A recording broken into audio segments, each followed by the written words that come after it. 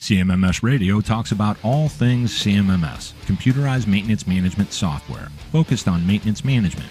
It's the people, the process, and the culture that make your CMMS journey a success. Check it out, folks. There he is. If you're looking on screen, that's Dan the Man Anderson. He's with ReliabilityX. And guess where he's at? He is in Louisville, Kentucky. And he is at the SMRP Targeted Insights event. It's happening this week. What's going on, Dan? How you doing, Greg? I am hanging and banging, as I used to say, and I'm saying it today. Awesome. Long Beach, California. Something like that. I'm a little south of there, but dude, I got to thank you for making this time because I know you're busy at the event, and you pinged me. You said, hey, I got a few minutes. So most important for me is I want to know what's been going on with you and ReliabilityX and what is happening at this event, because this is one I wanted to go to and I just couldn't make it. Oh, it's exciting. You know, we hold these events, SMRP does, just to expose, or to get a little bit closer to our West Coast membership.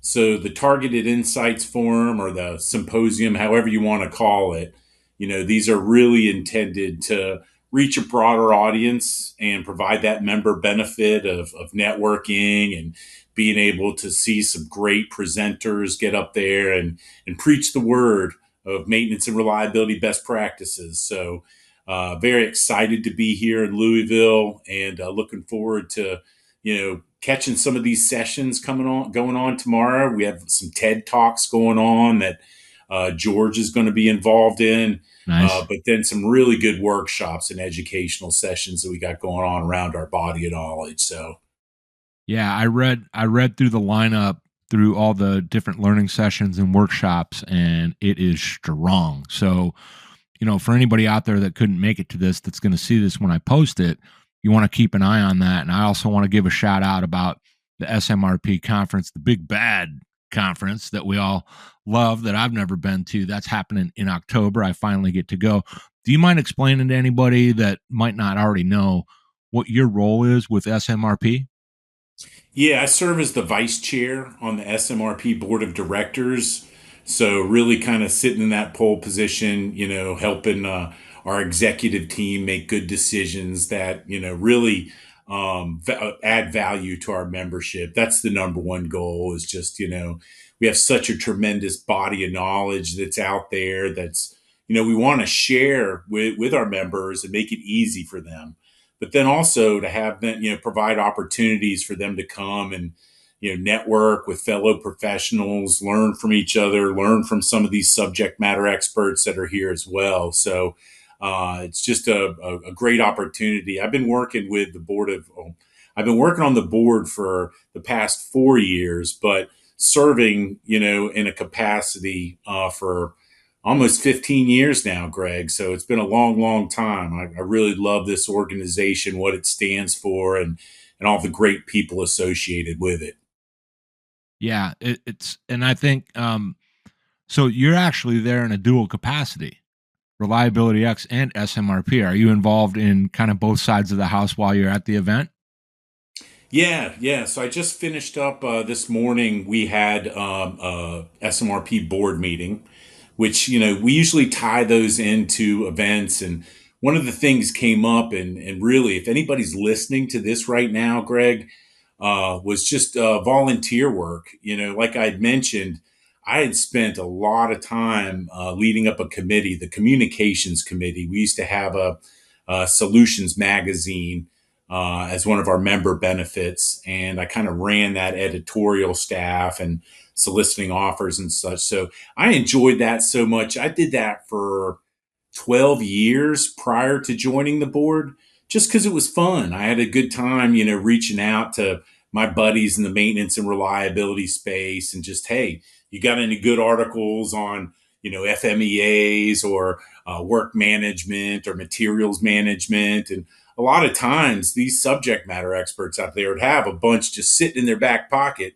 and maybe they could provide it to us and it would get published in the magazine. So I liked it a lot just for the fact that I got to read these articles, got to network and continue to stay in touch with all these awesome subject matter experts out there. So if anybody's listening and would like to volunteer, I think the time is now.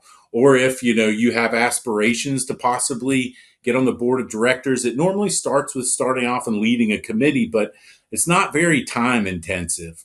It's usually maybe with the editorial staff. I think we had a monthly call, barely lasted an hour. Usually on a Thursday afternoon. So it's not the time you think, well, am I volunteering my time independently or exclusively to this, and how much is it? Again, to be involved in a committee is a very easy thing to do, and so I highly encourage any folks out there entertaining the idea to do so. Yeah, and I think what I'll do is I'll put some info like how they can get to SMRP website to look into that.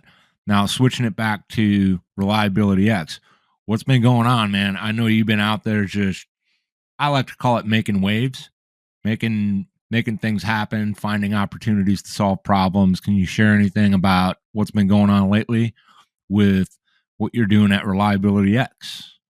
Oh, we've got so much exciting stuff going on, Greg.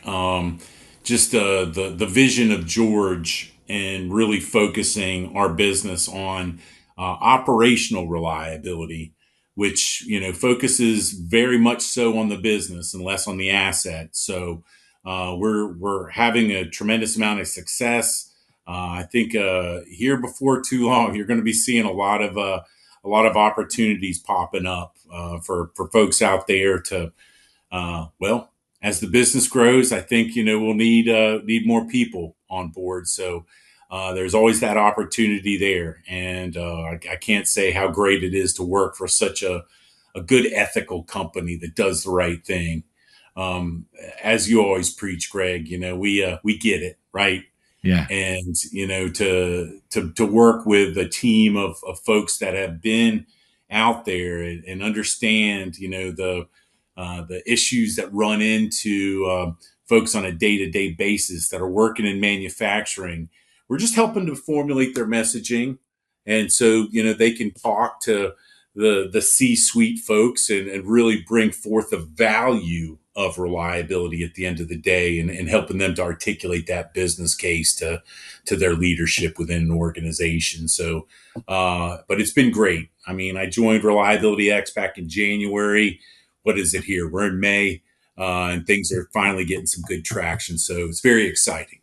Yeah, I get to hear about it too. Obviously, I stay in close contact with George. I recently had Joe on again. I try to stay in touch with him, but you guys are really busy and it makes a difference. So, tying that all together, like for me, right? I'm not a maintenance and reliability practitioner. I am someone that wants to lean on experts like yourself, like George, like Joe, and all the other people we know in common. Um, I think when we think about SMRP and we think about what you do at ReliabilityX, and then we put in all the things you've done, where you've been, who you've helped, and what you try to do from an intention perspective, intentionality, integrity, this industry is actually really predicated on paying it forward and sharing the stories and the insights whenever you can. It doesn't mean there aren't things available like coursework and stuff that people put a ton of money into creating and making it available online, or you go in and you actually help a client. They're going to pay for that. But this sharing that happens at these events, like the one you're at today, the other ones, you and I got to hang out at Streamline earlier this year. And it's really about that more than anything else. I mean, the other stuff kind of works itself out. So, um, what would you say for 2025 and moving forward for anybody that's new to maintenance and reliability? Maybe they've been in maintenance or some other part of the industry and they're now discovering maintenance and reliability and they want to do more, they want to learn more. Where would you encourage them to go? Who would you encourage them to talk to? And what are some of the things they could kind of avoid as far as where they go to build their knowledge? Yeah, Greg, I would say that SMRP is top shelf. I mean, that's why I've been engaged with them for so long. It's just and you're right, it is a community of folks that's intended to share with each other.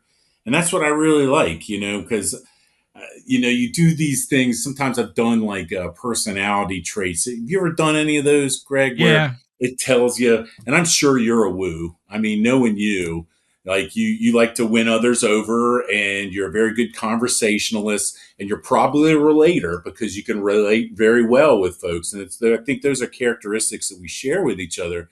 But the main thing that I love most, and one thing that's kind of gleamed out of mine, is that I'm a learner as well too. So I have a passion for learning and a passion for helping people to learn and learn effectively. So no matter where you are on the education scale or the maturity scale, if you are a technician, that's one of the things we talked a lot about in the board meeting this morning, was growing the CMRT, which is our Certified Maintenance and Reliability Technician, not to be confused with the P, the Certified Maintenance and Reliability Professional. And so, what you're going to see here in the new year is a lot of options that are coming forth, and that's both from an educational standpoint, making it very easy for technicians to get their certification as well too. And that just shows that you got the yardstick of excellence out there. If you are a technician, if you're one that's out there, working on machines and you want to advance yourself in your career, the CMRT is fantastic. So I always direct folks to SMRP, and I'm a huge advocate, and I always will be. Yeah. I'm a lifetime member here, and I don't plan on going anywhere else. So I've always felt a sense of pride within this organization. As you should, because once you get beyond all the surface level stuff and you start to spend time around folks like yourself and George and I mean, I can't name everybody. There's so many. And the idea that you can actually become part of a community that is really hyper focused on the outcomes, it doesn't mean everybody's perfect, right? There's, different levels and all that. But you mentioned about the CMRT. Some of the folks that I know, we know them in common. They started there with how they wanted to take what they already knew, what they're already practicing, and say, I didn't realize there's certification on this. I'm going to go through this first step and learn. And then they start finding things that they might not have known, or better ways to understand and apply these concepts and principles they may have been practicing without knowing it. I've got a buddy, him in common. His name's Brian Bieschke, and Yeah. we were talking just as recently as this week, and it might have been last week. Who knows, right? I'm recording every day, but we are talking about how when he discovered it, and he went right into CMRP, but the point was he he didn't know that existed, and he was already doing a lot of that stuff. And then you add even more knowledge, and then when you're part of that community, that giving takes place where everybody helps one another. And for me, it's the stories where you can glean the insights as to how something really happens, environment by environment by environment, because nothing's cookie cutter, but there's that common theme that ties everything together. As far as those personality tests, or those tests that kind of figure out who, what, why. I've done a bunch of them. I don't know where I'm at on there, but I will say I don't know if you even know this. I'm a Jungian at heart. So Carl Gustav Jung. So when you talk about Oh, typology, um, that's probably like the first thing I think of. And then when we talk about the business world, I'll jump straight into like disc personality inventory, where it shows the different styles. So I don't know where I rate on all those things, but one thing I know is I love connecting, getting these stories, asking questions I don't know the answer to, um, trying to put it all together. And it's folks like you, Dan, and everybody else that we know that's really trying to pay that forward. And I'm excited about that, man. That makes me happy that one person out there might hear this and go investigate and do something to further level up what they're doing, and they make even more contributions to a larger community that's here to impact everybody. amen, brother. That's what we're here for. That's what we're here for. And you're a psychology guy, aren't you, Greg? I was going to become a clinical psychologist. I just didn't do the last half, man. I was like cooked, man. I had to tap out. But I picked up a lot along the way. I studied hard, and everybody out there that thinks, oh, wow, if you know all that stuff, you can figure out people. It does not work that way, man. Yeah. Not at all. Everybody's wired differently, and that's why it's so exciting that we're really expanding through SMRP. We're expanding our breadth of offerings and really making it across industry. We're not just trying to focus on the engineers in this side or the plant leaders now. Of course we have a focus there, but being able to expand that to every type of person and position within a manufacturing organization to help them get better, to understand what proactive looks like, and give them the tools so they can effectively go out there and implement it. Yeah, and And so it's fantastic. It's such a wonderful opportunity and a privilege of mine to be able to participate in such an event like the Targeted Insights Forum. Looking forward to seeing you down there in Texas in October as well too at our annual conference. So I'm super excited about it, Greg. Yeah, me too. Me too. And this holistic approach that's really encompassing the whole organization, that's what it's really all about. That's not easy to do. And when you have people in these organizations or at ReliabilityX that can actually help you with that, and if they can't, they won't, because they know, that's another thing I'm really passionate about. So, Dan Anderson, without taking you away from the conference for too long, I want to thank you for being here with me on CMMS Radio. Thank you, Greg. Appreciate it, buddy. You got it, man. Did you find this episode helpful? Please send us some feedback, suggest a topic, or ask a question. Reach out to CMMS Radio if you need a co-pilot on your CMMS project. Visit CMMSradio.com and use the What's on Your Mind link. Thank you for tuning in to CMMS Radio, your resource for all things CMMS, from selection to implementation, to help you make better choices, learn from industry experts, and have a successful CMMS journey.